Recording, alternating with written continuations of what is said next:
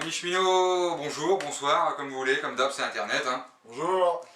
Alors, nous voici de retour, hein, après quasiment un an d'absence hein, sur Ballast TV. Je sais qu'on vous a manqué, mais on a bien potassé notre sujet et on revient pour vous parler de la réforme ferroviaire qui n'est plus un projet de loi, mais qui maintenant est une loi applicable. Alors, pour simplifier la vidéo, pour vulgariser, on a choisi de faire ça en une espèce d'interview où Vincent, à son grand regret et à son grand déconfort, va jouer le syndiqué, l'adhérent, le sympathisant des syndicats CFJT et une SWAP. Voilà, donc c'est ça, mais bon. là bas le choix, c'est comme ça, on a choisi et il a perdu. Voilà, alors écoute Vincent, donc pose-moi les questions qui te viennent à l'esprit, hein. On va faire un peu le jeu, on a vu que vous vous posiez pas mal de questions sur le terrain et donc Vincent va essayer de reprendre un peu toutes vos interrogations.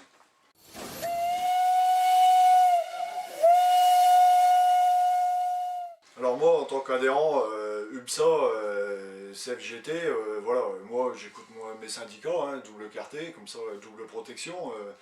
Donc, et puis la direction en même temps, hein, donc ils disent, voilà, il n'y a rien qu'à changer depuis la loi du 4 août 2014, depuis la mise en place au 1er janvier 2015. Moi, je suis bien dans mes syndicats, il n'y a rien qui bouge, c'est toujours la même chose. Donc, toi Arnaud, ta vision en tant que syndicaliste Sudrail, qu'est-ce que tu peux m'expliquer sur les changements Alors, eh bien, les changements ils sont énormes, il faut savoir que déjà depuis le 1er janvier 2015, la Société nationale des chemins de fer français, hein, société qui existe depuis 1937, une grande entreprise française, la grande entreprise française, qui était donc unique sur le réseau jusqu'en 97. Création du Front Populaire, hein, qui se sont battus contre les banquiers qui détenaient avant les chemins de fer. Eh bien, cette entreprise n'existe plus. Et on est en train tout doucement de la redonner aux banquiers. Alors, tu peux le constater simplement en lisant par exemple ta fiche de paye. Aujourd'hui, tu vois que ton salaire n'est plus versé par SNCF, par la Société nationale des chemins de fer français, mais par SNCF Mobilité. Tout à fait. Alors ça, c'est en phase transitoire, c'est-à-dire que du 1er janvier au 1er juillet 2015, nous sommes sur une phase transitoire. Durant ces 6 mois, l'intégralité des anciens salariés de la Société nationale des chemins de fer français sont officiellement salariés de SNCF Mobilité. Au 1er juillet, c'est là qu'on va sentir déjà la différence. Au 1er juillet, eh bien, les 50 000 cheminots des EIC et des infrapoles, c'est-à-dire donc les agents en circulation, les aiguilleurs, les agents de l'équipement, hein, SE, SM et autres, donc 50 000 agents, ils vont passer de SNCF Mobilité à SNCF Réseau.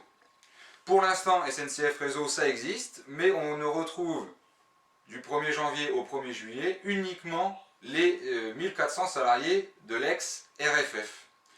Et c'est ce qui permet notamment, j'attire ton attention là-dessus, à la direction de faire passer des accords d'entreprise, donc pour l'entreprise SNCF Réseau, en profitant qu'il n'y ait que les salariés de RFF, car ces salariés, en fait, comme toi, ont majoritairement voté pour CFGT. Donc ils sont en train de négocier des petites choses en loose day, et grande est notre inquiétude à ce sujet.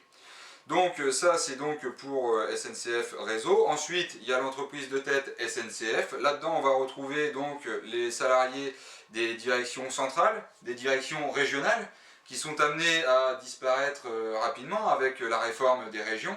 C'est-à-dire que je vais prendre l'exemple qui nous concerne. Sur Amiens, la direction régionale d'Amiens disparaît. Hein. Elle va être reprise en fait par la direction régionale de Lille, hein, du Nord-Pas-de-Calais. Et donc ils vont faire une région Nord-Pas-de-Calais-Picardie. Tu retrouveras aussi donc, dans ces 10 000 salariés de SNCF et pic de tête les agents des CMGA, des services communs tels que l'agence famille. Voilà. Et donc restera dans SNCF Mobilité les agents, on va dire, nécessaires à l'exploitation des trains, c'est-à-dire les conducteurs, les contrôleurs, les agents d'escale, les agents du fret pour ce qu'il en reste, et les commerciaux. Voilà, donc ça c'est ce qui a déjà changé depuis le 1er janvier 2015 et c'est ce qui va beaucoup changer à partir du 1er juillet 2015. D'accord, donc ça fait que ce qu'on nous a expliqué, une réunification de l'entreprise, de deux entreprises SNCF et RFF en une seule, c'est plus tout à fait ce cas présent. C'est juste une parade sous une forme de GPF, mais en fait, dans la même entreprise, ça en devient trois, quoi. C'est tout à fait. En fait, sous la parade de groupe public ferroviaire, c'est vrai qu'on retrouve l'ancien RFF et l'ancienne Société nationale des chemins de fer français. Mais dans ce groupe, on a trois entreprises. Donc avant, on avait RFF, une entreprise publique à caractère industriel et commercial, hein, un EPIC, et la Société nationale des chemins de fer, un autre EPIC. Donc de deux EPIC, on passe dans le groupe à trois EPIC. Lorsqu'on passe de 2 à 3, on divise. Sauf si on est vraiment fâché avec les maths, mais sans ça, quand tu passes de 2 à 3, tu divises. Sinon, si on avait rassemblé, on serait tous dans la même entreprise. Donc il y a bien une division. Et dans le texte de loi, je ne vais pas nommer tous les articles, mais il y a notamment des transcriptions. C'est l'article L2111-16-2 qui dit qu'en fonction de leur fonction au sein de SNCF Réseau notamment, les agents doivent attendre 3 ans pour pouvoir revenir à une entreprise d'exploitation, telle que SNCF Mobilité. Alors après, il peut y avoir des dérogations, mais c'est la règle. Parce qu'ils estiment qu'à SNCF Réseau, vu qu'ils géreront le réseau pour l'ensemble des entreprises ferroviaires, ils auront des données confidentielles et donc un devoir de neutralité, et ils ne pourront pas donc intégrer une entreprise ferroviaire dans un délai de 3 ans. Alors pas tous les salariés, certains salariés, hein, selon certaines conditions, mais on voit qu'il y a déjà des restrictions. Donc un délai de carence pour ne plus être au fait des dernières nouveautés qui pourraient en fait faire un décalage de concurrence. Donc plus aussi facile d'avoir la possibilité de changer de métier ou changer de filière. Tout à fait, tout à fait. Et chaque entreprise aura sa gestion financière et comptable. Donc quand on voit déjà qu'aujourd'hui dans la même entreprise, des établissements différents refusent des mutations parce que pour eux bah, ça fait un plus de formation, ça fait un moins en effectif, et donc ils refusent ça alors qu'on est déjà dans la même entreprise. Je te laisse imaginer ce qui va se passer quand on sera dans 3 entreprises différentes. D'accord, d'accord.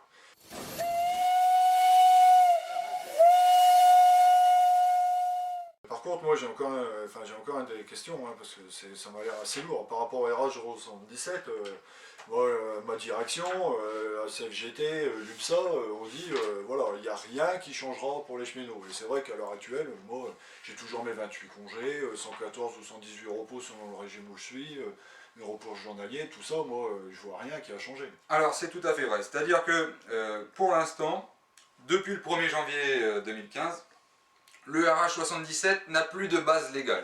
Alors, on l'avait expliqué dans la vidéo précédente, mais pour faire court, le RH77 c'est un décret d'application d'une loi. Cette loi, c'est la loi du 3 octobre 1940, qui était relative donc au régime de travail des agents de la Société nationale des chemins de fer français. La Société nationale des chemins de fer français n'existant plus, cette loi du 1er octobre 1940 n'existe plus. Donc le décret n'a plus aucune base légale. Il ne repose sur plus aucune loi. Donc concrètement, de manière juridique, il n'existe plus. Sauf que rien n'existe à sa place. Donc il va y avoir une convention collective nationale qui va remplacer au moins le RH77, mais tu auras peut-être d'autres questions sur ce sujet. Mais tant que cette convention collective, elle n'est pas créée, elle n'est pas élaborée et appliquée, ce sont encore les anciennes règles du RH77 qui s'appliquent. C'est pour ça que, vu que pour l'instant elle n'est pas créée, tu n'as pas vu la différence, tu es toujours au RH77. Mais attention, la convention collective, elle doit être faite avant le 1er juillet 2016. Si au 1er juillet 2016, la commission mixte paritaire, c'est la commission qui est chargée d'élaborer cette convention collective nationale. On retrouve dans cette commission des représentants de l'État, les organisations syndicales et les organisations patronales. S'ils ne sont pas parvenus à un accord avant le 1er juillet 2016, eh bien c'est le gouvernement, par la main tremblante de son Premier ministre El Blanco, qui décrétera par décret donc ce que sera la convention collective nationale. Ça veut dire que le RH77, au plus tard, il existe, il s'applique en tout cas jusqu'au 1er juillet 2016. Au 1er juillet 2016, il n'existera plus et il ne s'appliquera plus. D'accord, d'accord. Donc au moins c'est bien précis par rapport à tout ce que j'ai pu entendre.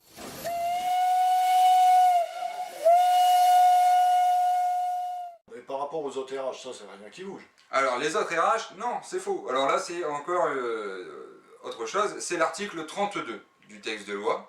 L'article 32, il dit la chose suivante. Il faut savoir que donc à la SNCF, à l'ex-Société nationale des chemins de fer français, pour tout ce qui a trait à la réglementation du travail, donc tout ce qui va être, on peut prendre des exemples, hein, il y a plus de 900 règlements. Hein.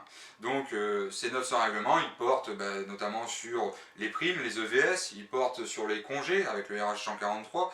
Il y en a vraiment plus de 900, donc je ne vais pas en faire la liste. Il y a le RH 910 qui dit ce qui se passe si ton poste il est supprimé, etc. Eh bien la loi elle dit que voilà, si la convention collective, elle reprend par exemple des éléments repris par le RH 143, c'est-à-dire nombre de congés. Nous on est à 28 congés. Normalement, le minimum c'est 25 congés, donc ils peuvent peut-être jouer là-dessus. Lorsque tu as un parent qui décède, etc., à la SNCF, on a certains avantages, enfin certains acquis, on peut avoir des journées de congés pour se rendre au deuil, etc. Machin. Si la convention collective nationale reprend ces éléments, eh bien ce sera les éléments de la convention collective nationale qui s'appliqueront. Et ton RH 143, tu pourras le mettre à la poubelle. Idem pour tous les autres. Le RH 131 sur les déplacements, comment on paye les dimanches, comment on paye les fériés, comment tout ça se passe. Si la convention collective reprend ces éléments, eh bien le RH 131, tu le mets à la poubelle et ce sera les nouvelles règles de la convention collective qui s'appliqueront. Donc la convention collective, elle peut avoir un rayon d'action sur l'ensemble de notre réglementation du travail. L'ensemble de notre réglementation du travail. Maintenant, c'est précisé aussi que si la convention collective ne reprend pas ces éléments, eh bien c'est les anciennes dispositions, donc nos anciens RH, qui seront transposés pour s'appliquer aux 3 nouvelles entreprises. D'accord, d'accord.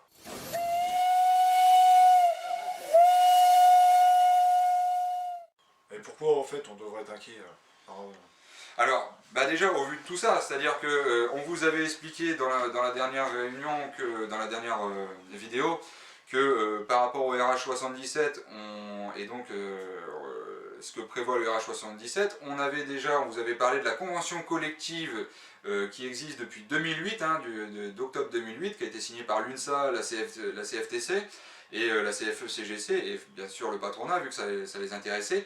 Hein, donc on avait expliqué hein, que par rapport à notre RH 77, cette convention collective, par exemple, nous, lorsqu'on a un repos journalier minimum de 12 heures, hein, je parle pour le personnel sédentaire, eux c'est un repos journalier de 9 heures. A l'inverse, nous, quand notre temps de travail effectif maximum c'est 9h30, eux dans leur convention collective c'est 12 heures. Nous, quand on a 52 repos périodiques doubles, eux dans cette convention collective c'est 25 repos périodiques doubles. Nous, quand on a 114 ou 118 repos périodiques, eux, c'est 104 repos périodiques.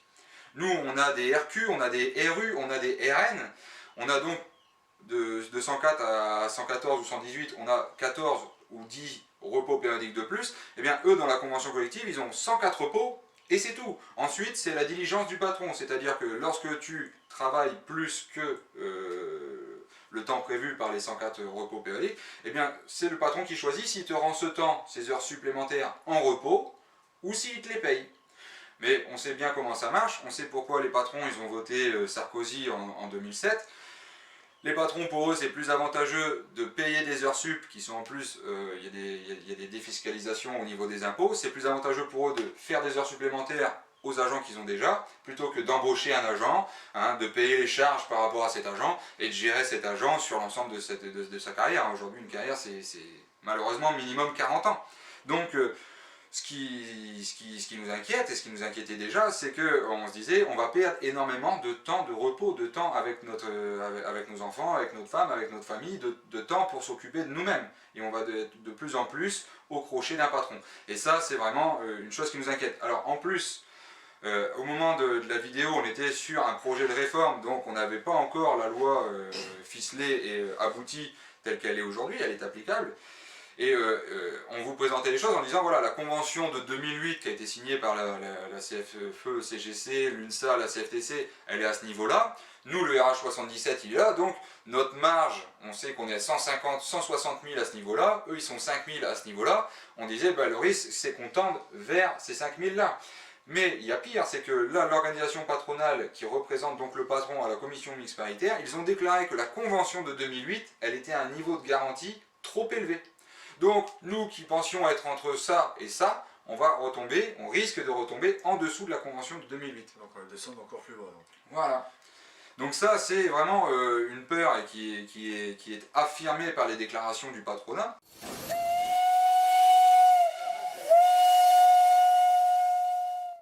Ensuite, il y a d'autres choses. Dans le projet de loi, il y avait des choses qui n'est, enfin, comment dire, le texte de loi a ajouté des choses par rapport au projet de loi.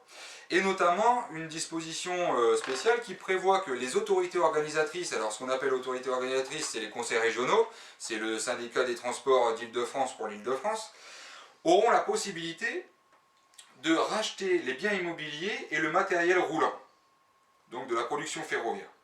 Donc, les gares, les centres de maintenance, les ateliers de maintenance, et les trains. Tout ce qui sert à la production ferroviaire en fait. Et donc ils auront la possibilité de racheter ça, en plus à prix réduit, parce que du montant estimé de ces biens, on dégrèvera les subventions qu'ils ont déjà versées. Donc ce sera pour 1 euro symbolique qu'ils vont racheter tout ça. Et là, la direction ment dans sa publication qu'elle a fait hein, du projet de réforme qu'elle commente. Elle dit donc ça donnera la possibilité aux autorités organisatrices d'acheter ça, mais ne vous inquiétez pas, petits cheminots, ce sera toujours SNCF Mobilité qui assurera l'exploitation. Sauf que c'est faux. Ce qui est marqué dans le texte, c'est que SNCF Mobilité assurera l'exploitation pour les contrats de service public pour lesquels ils sont liés. Mais alors, tu vas me poser la question, mais qu'est-ce qu'un contrat de service public? Un contrat de service public, c'est ce qu'on appelle vulgairement, et tout le monde, on appelle ça une convention TER. C'est-à-dire que tous les 3, 5, 6, 7, 9 ans, ça dépend, hein, ça varie selon les régions, le conseil régional, donc l'autorité organisatrice, fait un contrat avec, anciennement la Société nationale des chemins de fer, demain ça sera avec SNCF Mobilité, pour voir, voilà, le conseil régional dit, moi je veux que telle ligne soit desservie de telle manière, etc. Je veux tant de trains, etc. pour donc un nombre d'années défini. Donc, lorsqu'on est pendant la convention collective, pendant sa durée, le conseil régional va pouvoir racheter les trains, va pouvoir racheter les biens immobiliers. Pendant la durée de la convention, il en laisse l'exploitation à SNCF Mobilité. Mais rien ne dit, et tout tend à laisser entendre, que lorsque la convention sera finie, le contrat sera fini, rien n'interdira à l'autorité organisatrice de faire un contrat de service public avec une entreprise tout autre. Elle dira, voilà, moi j'ai des ateliers de maintenance, moi j'ai des gares, moi j'ai des trains, maintenant je fais un appel d'offres à qui peut me les tirer au moins cher. Et donc, qu'est-ce qui va rester des 90 000 cheminots de SNCF Mobilité? Parce que c'est là-dedans qu'on retrouve les conducteurs, les contrôleurs, les agents d'escale, les agents de la vente. C'est tout ce personnel-là, 90 000 personnes avec les agents du fret, qui, si demain c'est une entreprise, une multinationale quelconque qui reprend le marché, eh bien eux ils se retrouvent sans travail. Donc, sachant que nous n'avons pas la garantie de l'emploi, et ça c'est complètement faux, hein, Pujadas pendant les grèves a complètement menti sur ce sujet, dans le statut c'est bien marqué qu'il y a un cadre licenciement, eh bien moi ça m'étonnerait fortement, et ça nous étonnerait tous fortement à Sud, et la majorité des salariés qui ne sont pas dupes, que SNCF Mobilité continue à payer un salaire à 90 000 personnes pour lequel il n'a aucune charge de travail à assurer. Voilà.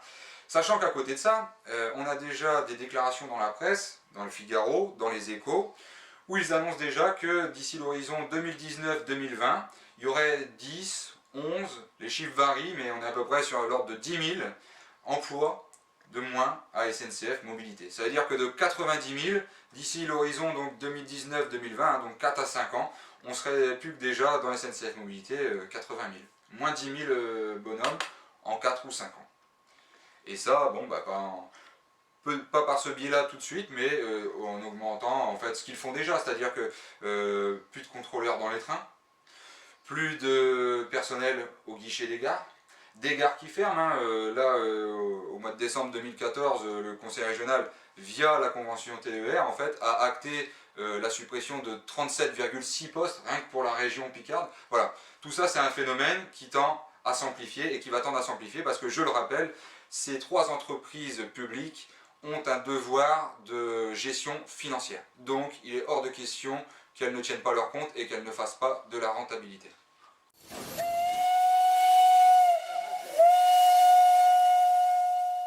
Et pour ce qui en est de SNCF Réseau en termes d'effectifs Alors, SNCF Réseau, dans un premier temps, il y a un manque d'effectifs pour assurer eh bien, la maintenance, le renouvellement et les investissements au niveau de l'infrastructure. Donc dans un premier temps, ils ont sorti des chiffres de l'ordre de 800 emplois par an, mais c'est que pour 4 à 5 ans. Passé ce délai, en fait, ils ne prévoient pas de maintenance courante, Donc en fait, passé ce délai, après ils épureront. Sachant que dans le texte de loi, hein, nous à SNCF Réseau, je vais parler simplement des aiguilleurs, on est toujours sous le couvert des projets CCR. Hein, donc je rappelle que il y a encore peu, il y avait 1500 postes d'aiguillage en France. Leur projet à moyen terme, c'est de réduire à 12 postes d'aiguillage pour tout le périmètre français. Donc forcément, ça va faire beaucoup moins d'emplois. Après, il est prévu dans le texte que certaines petites lignes, hein, où on a encore du personnel SNCF qui travaille, hein, des petites lignes, des petits réseaux ferroviaires, et bien ceux-là, ils pourraient être complètement donnés à la gestion d'entreprises privées. Pareil pour tout ce qui est les activités portuaires, hein, il y a des grands centres portuaires sur les chantiers de Saint-Nazaire, sur Cherbourg, sur des grands centres portuaires comme ça. Et bien là où la SNCF assure encore les postes d'aiguillage, la gestion de l'utilisation des appareils de voie, et bien tout ça, ça pourrait être transmis directement à des entreprises privées. Comme ça s'est fait sur Dunkerque. Comme ça s'est fait sur Dunkerque, et aussi il faut savoir que l'ensemble des installations de sécurité, hein, donc des postes d'aiguillage ou des points d'aiguillage, sont classés en installation simple ou complexe, et donc c'est renforcé aussi par le texte de loi. Tout ce qui est installation simple, et on a un paquet en fait d'installations simples, ces installations simples pourront être mises à l'utilisation et à la gestion d'entreprises privées. Donc ça va faire énormément de mal au niveau de l'aiguillage. Et enfin, au niveau de l'équipement, il faut déjà savoir que bien souvent maintenant sur des chantiers, eh bien, on voit des choses, en fait, la personne qui assure les protections, c'est toujours un personnel cheminot, hein, ce qu'on appelle nous le réalisateur, hein, celui qui rentre en contact avec l'agent de circulation pour fermer la voie et puis assurer la protection des personnels travaillant. Donc ça pour l'instant c'est toujours du personnel de l'ancienne Société nationale des chemins de fer qui assure ça, mais de plus en plus en fait sur le terrain c'est des entreprises privées qui travaillent. On a vu des intérimaires qui ont eu une demi-journée de formation au risque ferroviaire et qui 3 jours après se retrouvent à faire des soudures ou à tasser du ballast sur les voies, quoi. Et donc ça va être encore amplifié, c'est-à-dire qu'ils vont carrément créer une autorité de régulation, en fait, de gestion qui tendra à vérifier que tout ce qui est les travaux sur les voies, c'est bien ouvert à appel d'offres et que ces appels d'offres sont bien faits dans les règles de l'art. Donc c'est déjà le fonctionnement aujourd'hui, mais en fait il va être amplifié et il va y avoir une institution qui va être chargée de contrôler que tous les chantiers passent bien sous le principe des appels d'offres. Voilà. D'accord.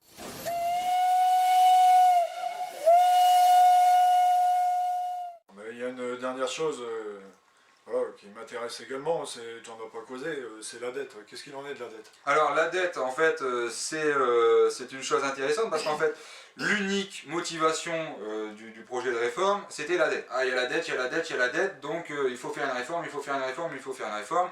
Chaque année, rien que pour verser les intérêts, hein, pas amortir le principal, rien que pour les intérêts, il faut dégager 1,5 milliard pour aller nourrir des banquiers, comme ça, hein, pour leur verser leurs intérêts. Alors là-dessus, moi j'invite tout le monde, on mettra le lien sur la vidéo, à regarder le rapport d'expertise qui a été fait par le cabinet De Gest, hein, donc un cabinet d'experts qui a été chargé d'évaluer en fait l'impact de la réforme ferroviaire sur notamment la dette. Et donc ce rapport financier est très ce rapport d'experts est très explicite. En fait, il n'y a aucun moyen pour l'instant concrètement pour résoudre la dette. Ce qu'on sait, c'est que la loi, elle va permettre certaines choses. C'est-à-dire que aujourd'hui, enfin hier, mettons, vu que nous sommes le 1er janvier, donc il n'y a plus la Société nationale des chemins de fer, des fois vous voyez en fait que, on l'expliquait dans la dernière vidéo également, lorsque l'entreprise réalisait des bénéfices, eh bien l'État prenait des dividendes sur ces bénéfices.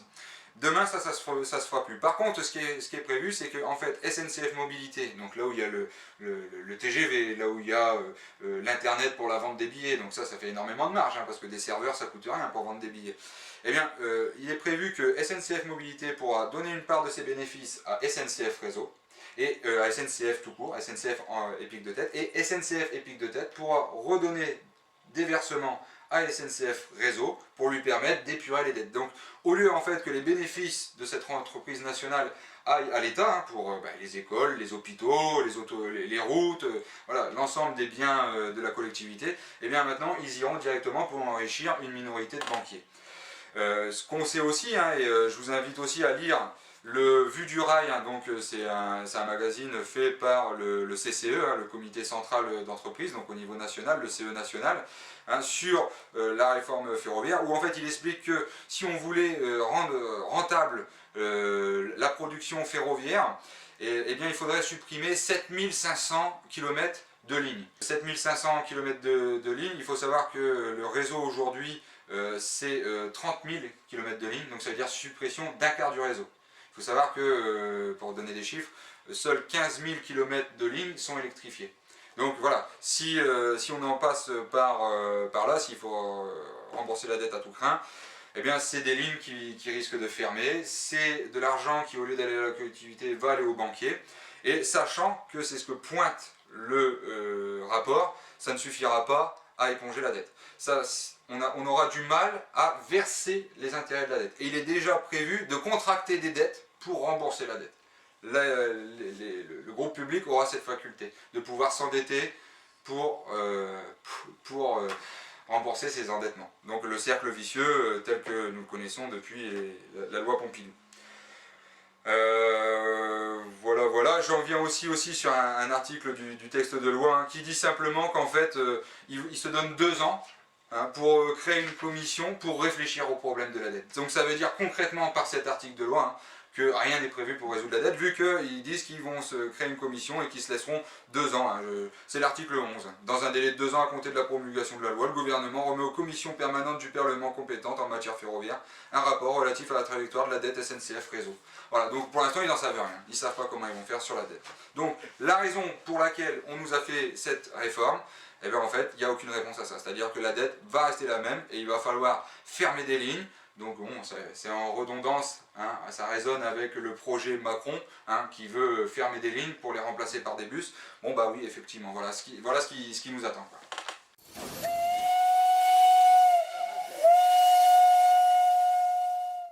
D'accord. Et par rapport à ça, qu'est-ce que propose le syndicat Sudrail pour essayer de contrer toutes ces mauvaises nouvelles, quoi. Alors voilà, c'est là la grande question, parce que c'est aussi pour ça qu'on a traîné un petit peu pour vous faire cette vidéo, c'est-à-dire que vous dire que tout est foutu comme ça et en finir là en vous disant bon bah Michemino salut, on ne pouvait pas en rester là.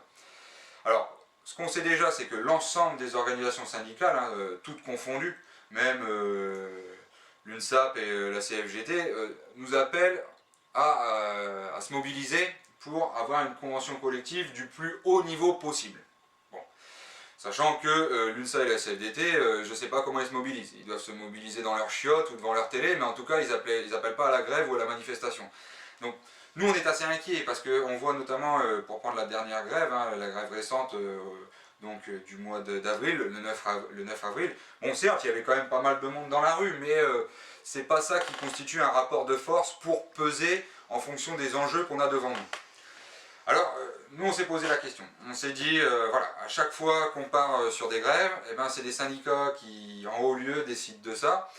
Lorsqu'on est syndiqué, avec un peu de chance, on sait 1 mois et demi à l'avance qu'il y aura sûrement un gros mouvement de grève. La date, on ne l'a pas tout de suite, si on l'a sait 3 semaines à l'avance, c'est beau.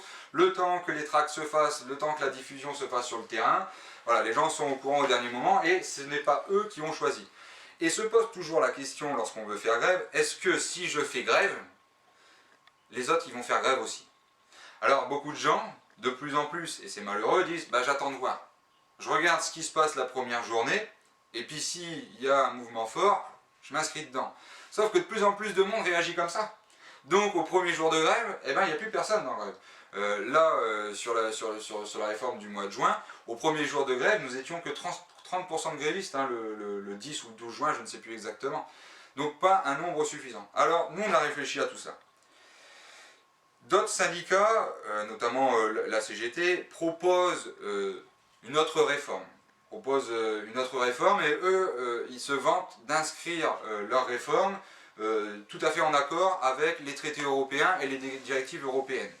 Bon, nous, à Sudrail, nous ne sommes pas dans la Confédération européenne des syndicats, nous sommes très critiques vis-à-vis de l'euro, et cela pourquoi? Parce que les traités européens sont ultra-libéraux. Ils obligent les États à libéraliser tous leurs services publics, à ne pas légiférer sur les capitaux, à ne pas gérer les capitaux, et donc ils appellent à dérégulariser complètement les États. Donc nous, il nous paraît aberrant de faire une réforme en accord avec des traités ultralibéraux.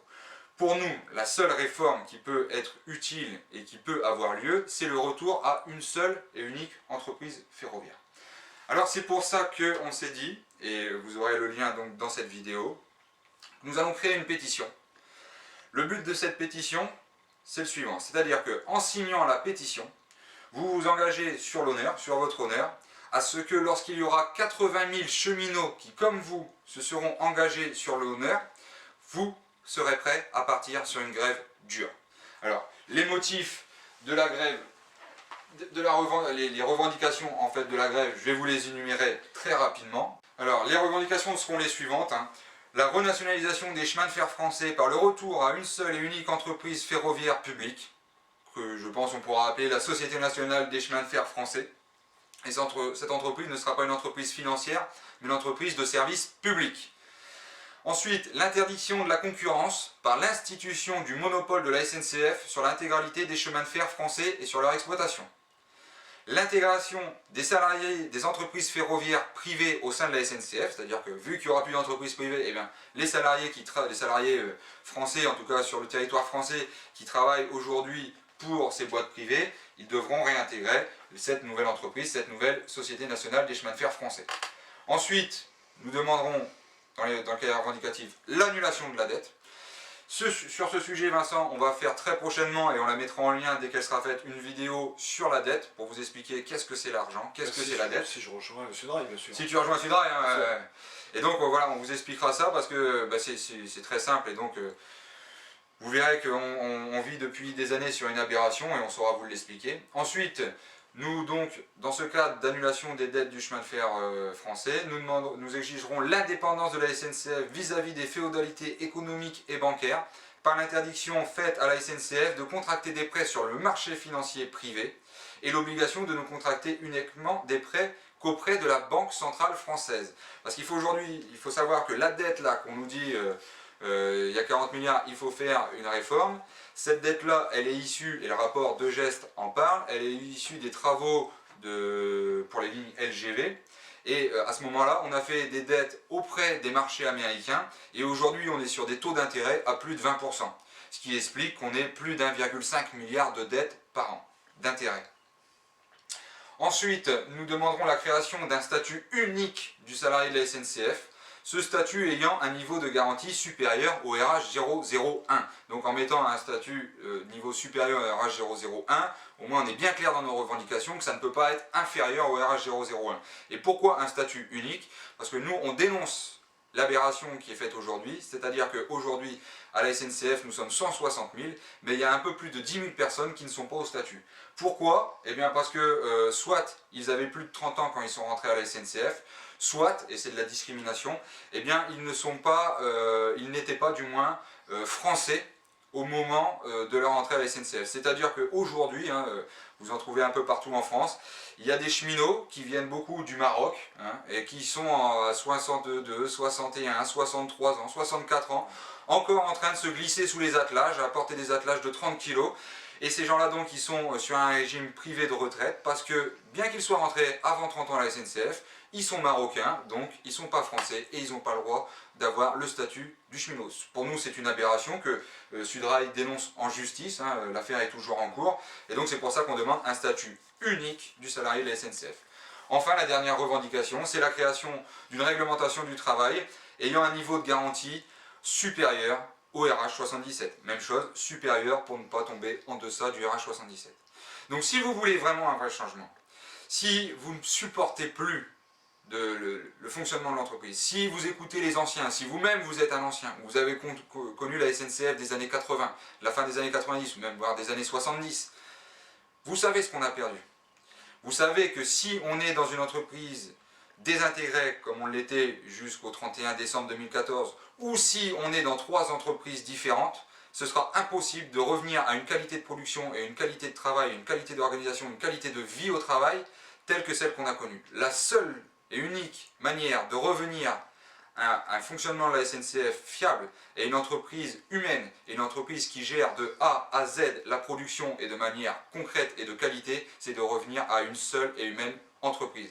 Alors à chaque fois maintenant qu'il y aura un collègue à vous qui se plaindra sur le fonctionnement de la Société nationale des chemins de fer, dites-lui d'aller signer la pétition. Une fois que cette pétition prendra de l'ampleur et qu'on approchera du nombre des 80 000 cheminots, ça veut dire un salarié sur 2 de l'entreprise, et bien là on refera une vidéo, on refera un blog et ensemble on décidera de la date à partir de laquelle on partira sur une grève massive et déterminée tant qu'on n'aura pas obtenu gain de cause à ces revendications qui ne sont que légitimes. C'est comme ça qu'a fait le Front populaire pour créer la Société nationale des chemins de fer français. C'est comme ça que c'est devenu la première entreprise mondiale de chemin de fer en termes de qualité de production et en termes de sécurité de la production. Là, on est en train de tout perdre et il n'y a qu'un moyen, c'est de revenir à ce qu'a fait le Front populaire. Donc, amis cheminots, amis CFGtistes, une sapiste. Je vais déchirer, il m'a convaincu, je vais déchirer, et voilà, merci Arnaud. Voilà, tu m'as convaincu, voilà. Je suis nouvel adhérent à Sudrail. Ça fait plaisir. Faites comme moi, il faut y croire et rejoignez Sudrail pour lutter, pour revenir à un vrai chemin de fer français. Voilà. On fait de la vidéo en rigolant, mais on est sérieux les gars. Maintenant vous avez une issue pour vous sortir de la merde. Signez la pétition, vous retrouvez le lien juste en dessous de la vidéo.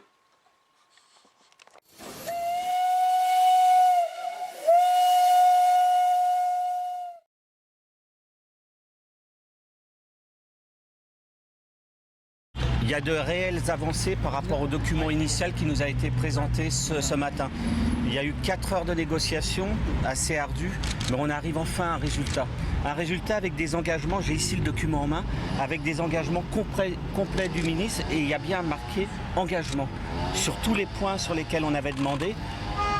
Ça rejoint effectivement pour l'UNSA une grosse partie des propositions d'amendements et des demandes qu'on avait faites. Je pense que la négociation hier aujourd'hui n'a pas été inutile. Donc aujourd'hui, nous on va retourner vers nos équipes cet après-midi. Ça va se faire en 3 temps. On va avoir une consultation demain, mais nous c'est vraiment un pas important. Ce qui prouve que la négociation paye. Aujourd'hui, il n'y avait rien de formalisé, il n'y avait absolument rien d'acquis. On est serein, on a fait des demandes au ministère hier, on veut obtenir certaines garanties, améliorer le texte pour que cette réforme aboutisse et qu'on ait un groupe public ferroviaire fort et avec des cheminots, avec un pacte social renforcé. Sudrail est dans sa stratégie, ils ont annoncé qu'ils étaient pour le retrait du projet. Ils sont dans leur stratégie, les chiffres semblent leur donner tort, puisque les chiffres donnés par les SNCF ce matin disent qu'on est à 22% de grévistes, donc 5 points de moins qu'hier. Donc je pense que le message commence à porter chez les cheminots et que puis globalement on arrivera à s'en sortir. Après, voilà, nous on est très sereins et on porte nos revendications haut et fort et il faut que cette réforme se fasse. Nous avons fait le choix du dialogue, nous avons fait le choix d'une autre forme de lutte que celle de la grève. Je pense qu'à un moment donné, il faut que cette réforme passe et que les négociations autour de la convention collective, autour de l'organisation du futur groupe public, se fassent sereinement. On est toujours optimiste dans des négociations, sinon on n'irait pas négocier. La CFDT fait le choix du dialogue constructif, fait le choix d'une lutte, mais d'une lutte cohérente, constructive. On fait un syndicalisme d'acquis, de négociation. Et nous considérons qu'aujourd'hui, avec le gouvernement, avec le ministère des Transports, on a un interlocuteur qui nous écoute, qui va nous faire des propositions d'amélioration de son texte. Nous considérons qu'il y a retrait du projet, c'est un mauvais coup pour les cheminots et un mauvais coup pour le service public ferroviaire de ce pays et pour le groupe public ferroviaire. Très bien, merci beaucoup. Donc nous poursuivons. Je vous remercie également. Merci.